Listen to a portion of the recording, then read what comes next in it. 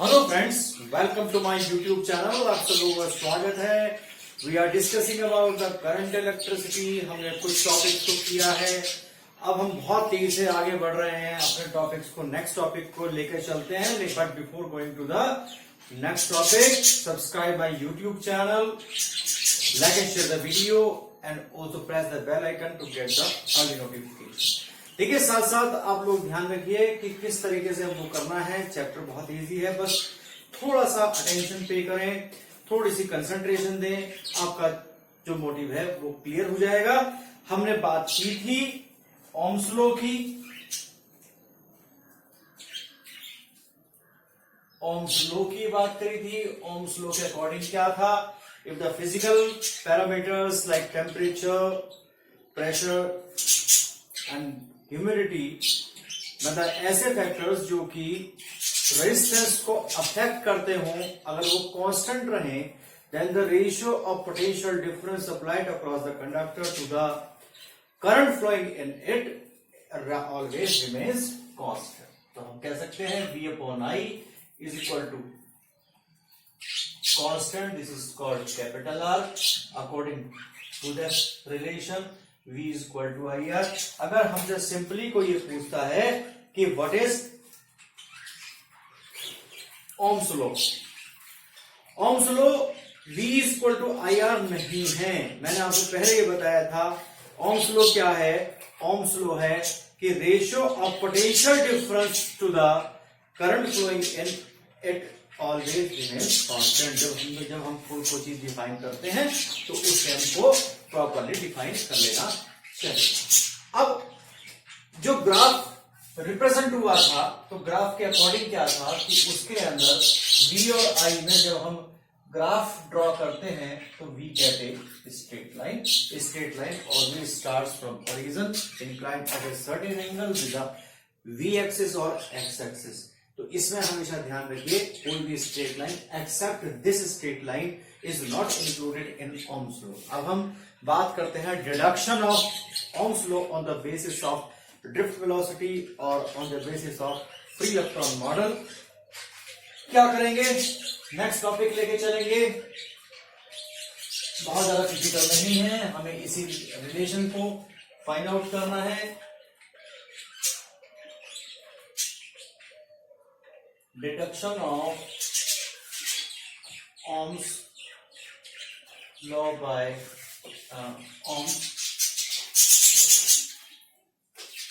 Ohm's law on the basis of drift velocity। तो किस तरीके से हम इसे डिफाइन करेंगे? देखिए, कोई भी कंडक्टर है, सपोज करो कि उसके अंदर t टाइम में q चार्ज फ्लो करता है, then we can say that I is equal to q upon t और implies that q is equal to IT। It can be taken as first equation। हमें क्या पता कि कौन से रिलेशंस, कौन से इक्वेशंस का यूज हो रहा है, तो हमें तो सब पॉसिबिलिटी लेके चलनी पड़ेगी। Let small m be the electron density, capital A be the area of cross section of conductor, small l be the length,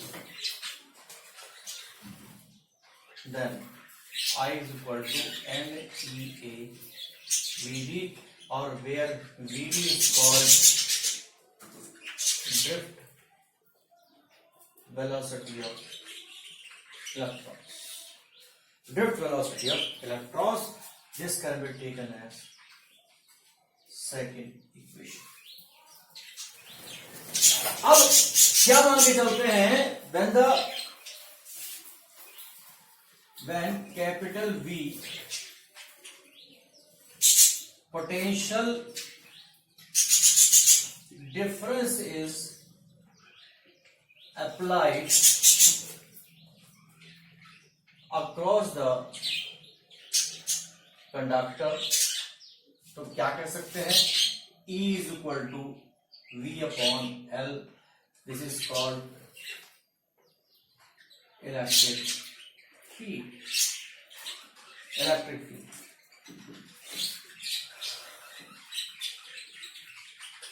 Each electron acquires force to move with acceleration small h, तो हम क्या मान के चलते हैं, तो हो गया F is equal to ma, this is third and this is fourth, and F is equal to E into E. This is the according to Newton's second law. According to Newton's second law, this is on the behalf of the electric field. Electric field के अंदर जब भी कोई charge particle रखा जाता है तो उसके ऊपर इलेक्ट्रिकल फोर्स डेवलप होती है.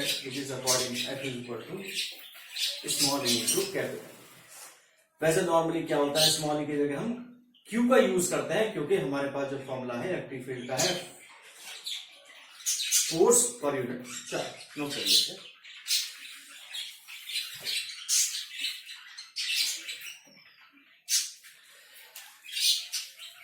अब क्या करें, इसके अंदर इक्वेट करते हैं, equating equation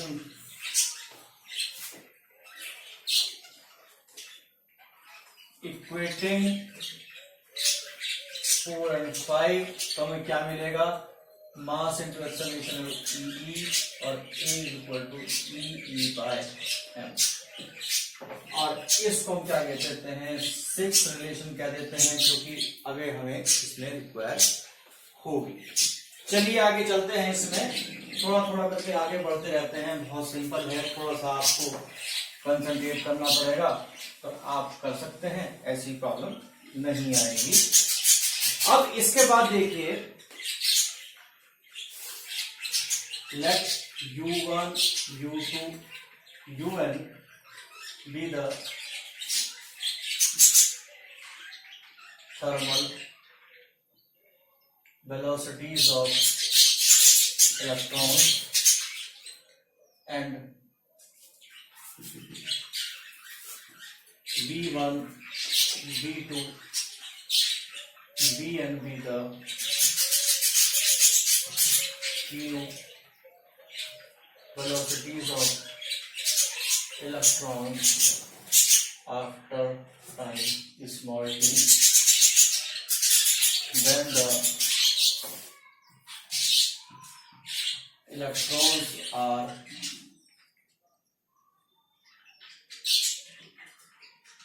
accelerated by an acceleration line. जब हमें दे रखा है तो क्या लिख सकते हैं, V1 is equal to U1 plus A1, और सॉरी आफ्टर टाइमिंग इसको कहते हैं तो1 तो2 and 2n रेस्पेक्टिवली. क्योंकि सबके लिए टाइमिंग अलग अलग होंगे, तो हम क्या कर सकते हैं, V2 is equal to U2 plus A22 से लेकर के Vn equal to U1 plus A. ये हमारा रिलेशन इसके अंदर आ गया. अब इसके बेसिस पर हम क्या करते हैं, इसके बेसिस पर हम जो लेके चलते हैं,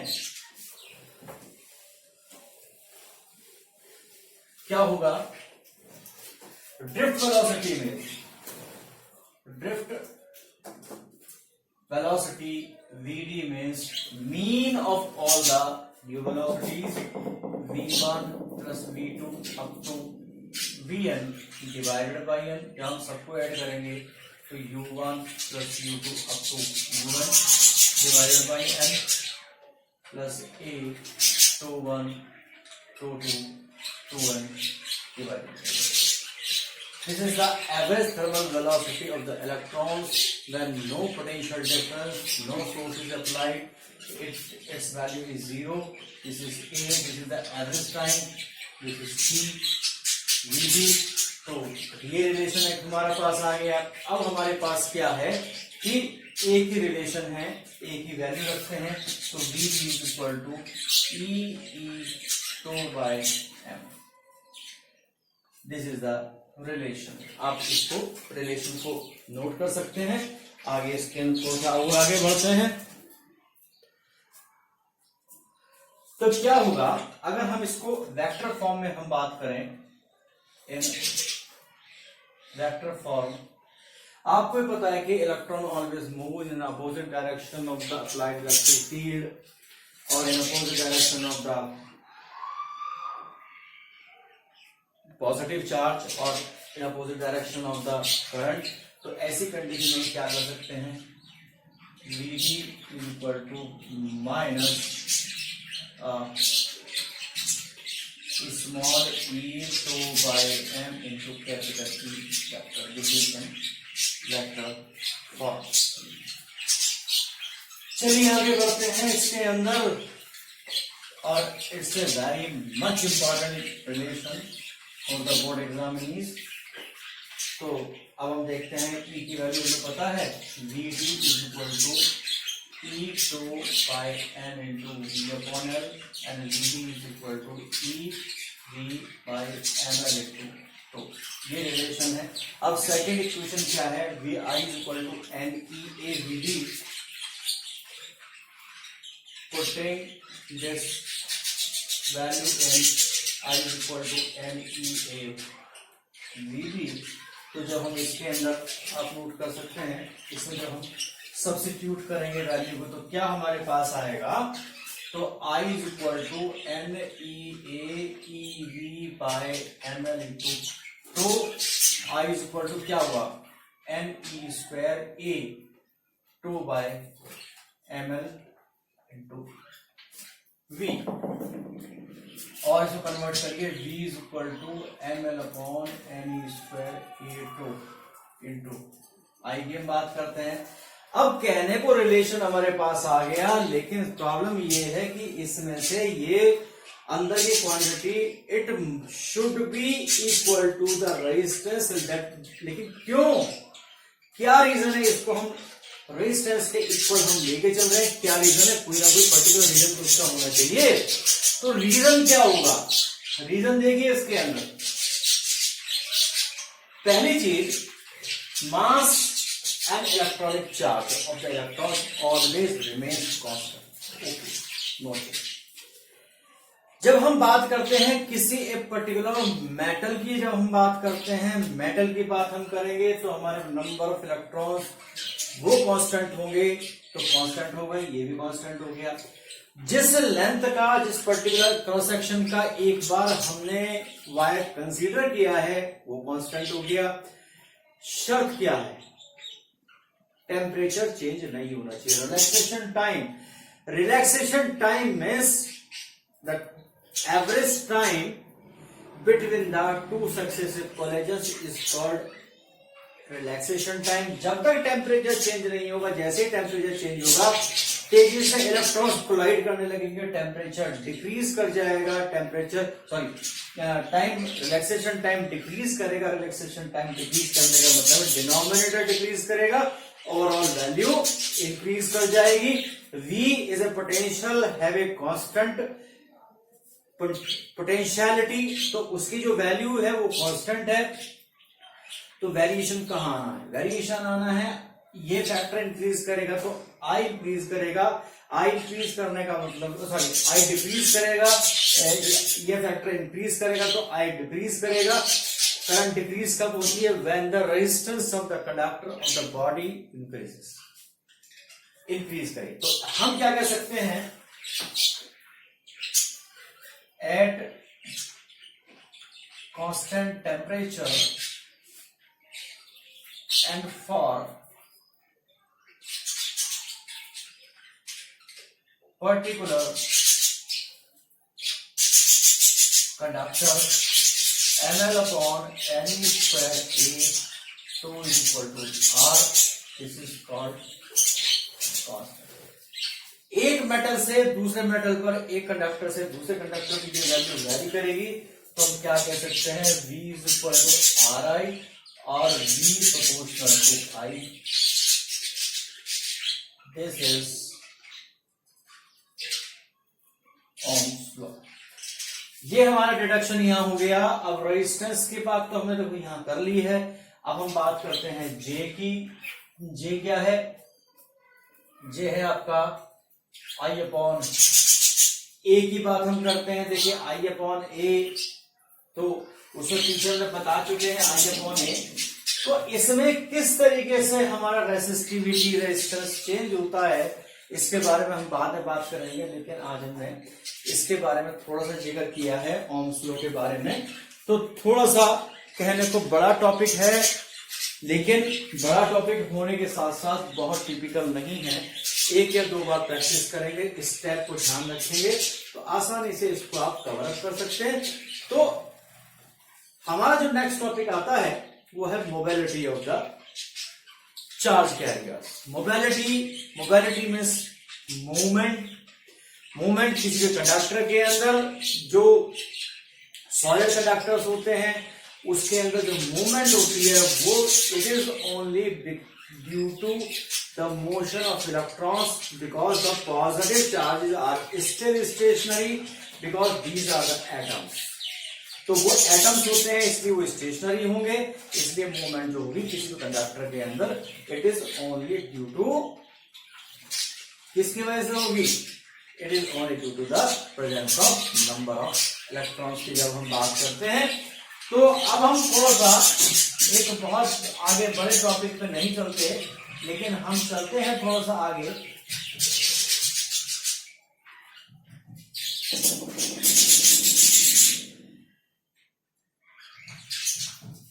मोबिलिटी को कैसे डिफाइन करेंगे, मोबिलिटी ऑफ द चार्जेस।